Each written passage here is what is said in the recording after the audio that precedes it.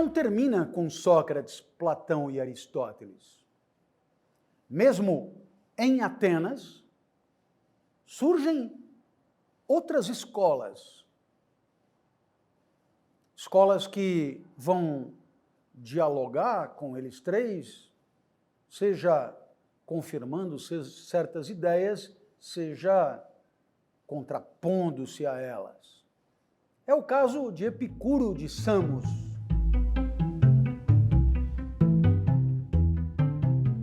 Herdeiro do atomismo, Epicuro tinha uma concepção materialista da existência e tinha uma grande referência de valor para as coisas da vida.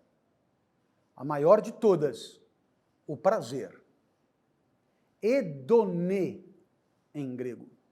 Por isso, Epicuro é considerado o pai do hedonismo.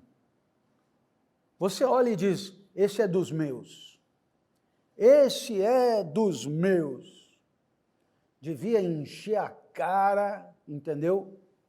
Devia multiplicar estímulos sensoriais, devia se divertir pra caramba em noitadas e orgias. Esse é dos meus. Essa era a sua fama mesmo. Tanto que ele era chamado pelos seus detratores de o porco. E nessa época, chamar de porco era exclusivamente ofensivo. Mas a filosofia de Epicuro não tinha nada a ver com isso. E por quê? Porque o prazer a que ele se referia era, antes de tudo, a alma apaziguada, a tranquilidade da alma, a imperturbabilidade da alma. Antes de tudo, era não sofrer demais. Então, se você pensou em orgasmos se você pensou em estimulantes de todo tipo, se você pensou em turbinar experiências sensoriais com os seus alucinógenos, olha, nada a ver. Aqui era uma questão de não se deixar atormentar muito. E por quê? Porque no final das contas, o importante era conseguir ter prazer com o que é simples, com o que é encontrável em qualquer lugar. E você não pode aloprar, porque quando você sofistica a experiência prazerosa, você perde a capacidade de ter prazer com o que é mais singelo do que isso. Epicuro dá o exemplo de uma carne. Você sempre teve prazer comendo a carne. Aí alguém joga um molho na carne. E aí você já acha a carne seca quando não tem molho. Pronto, perdeu competência de ter prazer. O mesmo pão, você sempre gostou de pão, aí já alguém põe uma manteiguinha, agora você já precisa de manteiguinha, entendeu? Para gozar. E também com as intimidades, lembra? Você sempre, só você e o outro, ou se bobear, só você. Aí trouxeram uns negócios japoneses que vibram, espirram, fazem atrito. Agora, meu amigo, agora se não tiver 3 ou 4 artefatos de alta tecnologia, você não consegue fazer nada. Como você vê, você perdeu competência de ter prazer com o que é simples. Para Epicuro, tudo menos a sofisticação. O sábio é aquele que consegue ter prazer com um copo d'água, o sábio é aquele que consegue ter prazer com uma brisa fresca no rosto, o sábio é aquele que consegue ter prazer com qualquer coisa. Na hora que começa a custar caro o prazer, você vai perdendo sabedoria, você vai se tornando hedonisticamente estúpido.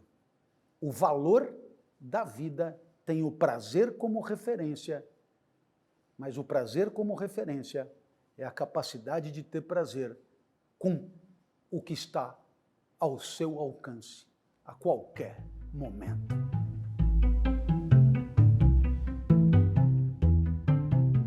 Para além de Epicuro, surgirá uma outra escola que acabou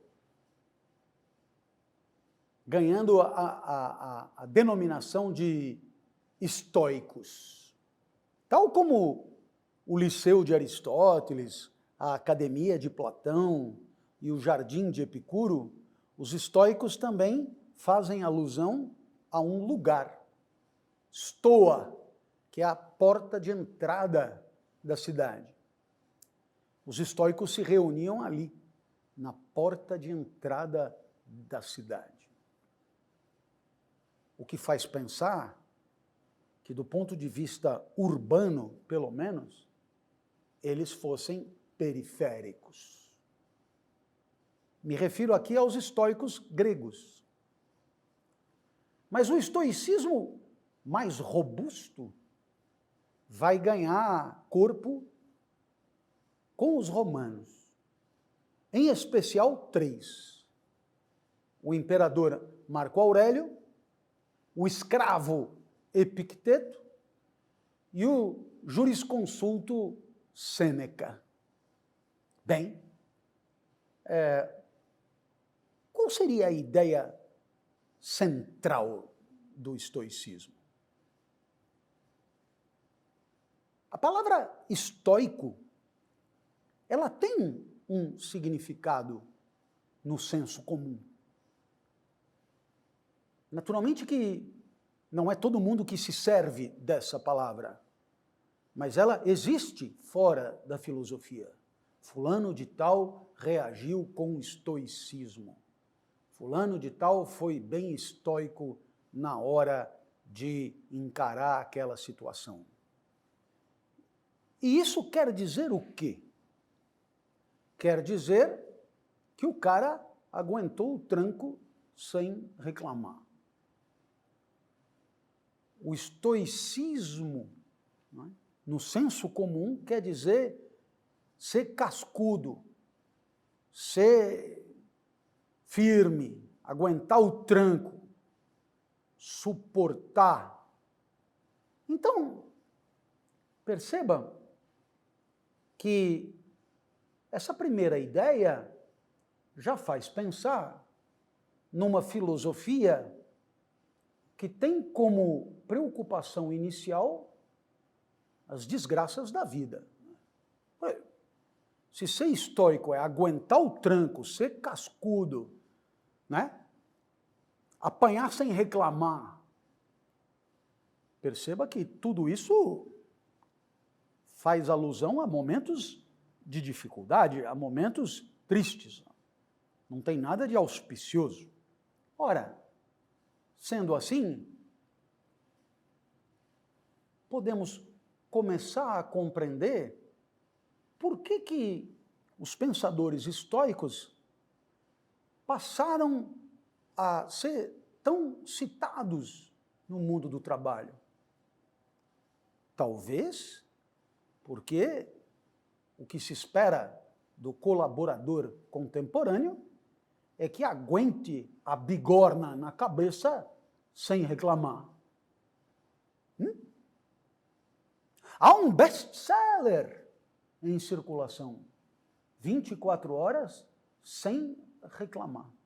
Então, perceba que existe como ideia de fundo a considerar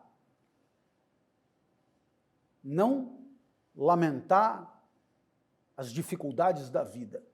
Entender que a vida é constituída por essas dificuldades e encará-las com altivez e sem lamúria.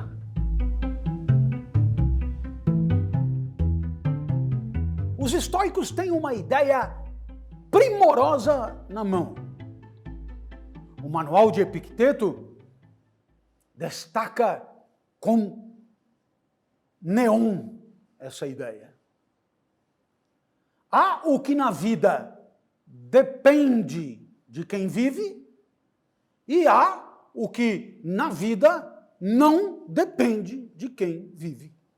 Simples assim. No fundo, para ser simples, o que depende de você estar no seu interior, né? Na sua alma, na sua mente, na tua sensibilidade, e o que não depende está no seu exterior. Ora, qual a vantagem de estabelecer essa categoria? Categoria das coisas que dependem de nós e categoria das coisas que não dependem de nós. É que sobre aquilo que depende de nós, temos incidência, temos como mexer, temos como fazer, temos como transformar, temos como alterar, temos como aperfeiçoar, temos como melhorar. E o que não depende de nós, não depende de nós. Então, qual é o ensinamento? Gaste todas as tuas calorias.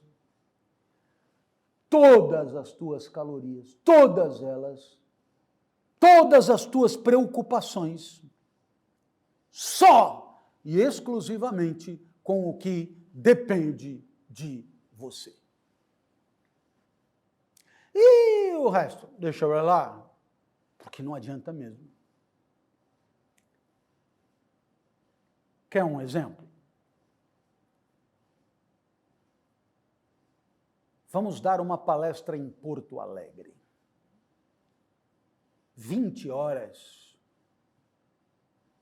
Tribunal de Justiça, desembargadores. 16 horas estou em Congonhas, para decolar. O tempo fecha, a chuva vem, o avião não decola. E aí você começa a se desesperar. E o estoico dirá, está desesperado com o quê? Pô, os caras estão esperando, já até pagaram, estão lá no tribunal. O tempo está passando, se eu não decolar eu não chego. Pergunto a você, é você que decide sobre a meteorologia? Não. É você que decide sobre a decolagem do avião com chuva? Não. Pois então, relaxe, porque o que dependia de você era estar ali. Isso você já fez. O resto, não há o que fazer. Não, mas eu estou uma pilha de nervos. Falta de sabedoria. A sabedoria está em gastar tudo com o que depende de você. Foca nisso. Faça o melhor possível o que você tem que fazer. Alguém virou para mim e disse, professor, o senhor acha que os alunos da Casa Folha vão gostar do seu curso? E eu respondi, sei lá.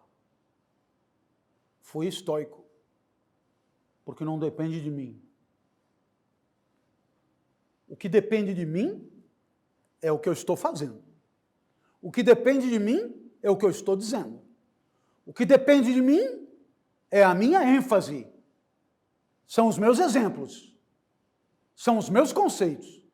Isso eu estou fazendo. Ora, como é que eu posso garantir que você, que por sinal está aí atrás dessa parafernália técnica, que eu não sei quem é, como é que eu posso garantir que você vai gostar do que eu estou fazendo? Eu sei lá.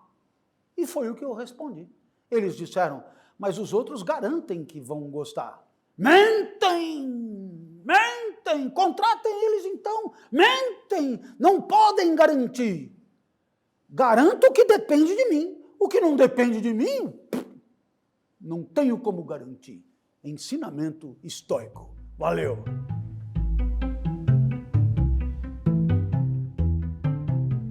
Seria muito estúpido se você vinculasse a sua felicidade a façanhas impossíveis. Imagina se eu chegar para você e disser, feliz, feliz, feliz mesmo, eu só serei se ganhar o prêmio Nobel. Acabei de decretar a infelicidade para o resto da vida. Ah, o senhor não vislumbra a possibilidade de ganhar o prêmio? Nenhuma. Até porque não há prêmio Nobel para as coisas que eu faço. Isso já dificulta. E depois, hoje em dia, para ganhar um prêmio Nobel, precisa começar cedo a investir numa pesquisa, precisa ver o que é preciso para ganhar um prêmio Nobel. Não tem a menor chance, zero. Então, vamos vincular a felicidade a outra coisa. Ah, mas isso não funciona assim. O senhor só quer mesmo ganhar o prêmio Nobel. O senhor não pode simplesmente decretar que vai ser feliz com outra coisa. É melhor conseguir. É melhor conseguir. Então, poderia, por exemplo, dizer assim, só serei feliz se tiver meu livro publicado em alemão. Já é legal. E acho que está mais na mão. Porque, tem espanhol, tem inglês, tem italiano, tem alemão, Se bobear, rola. Não tem nada em vista, mas acho que rola, dá para fazer. Então, viu só?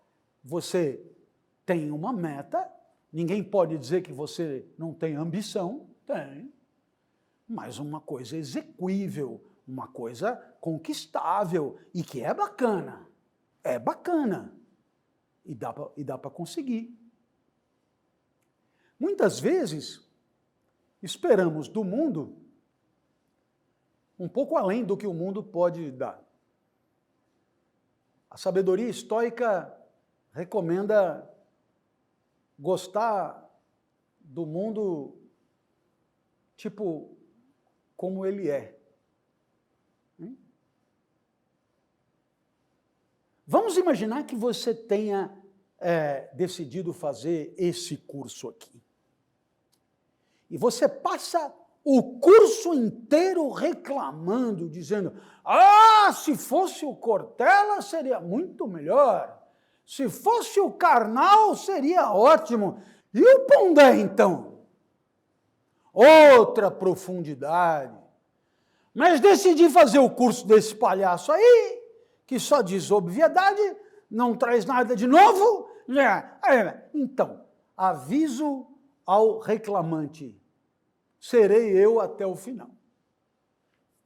Estava escrito, devia ter lido.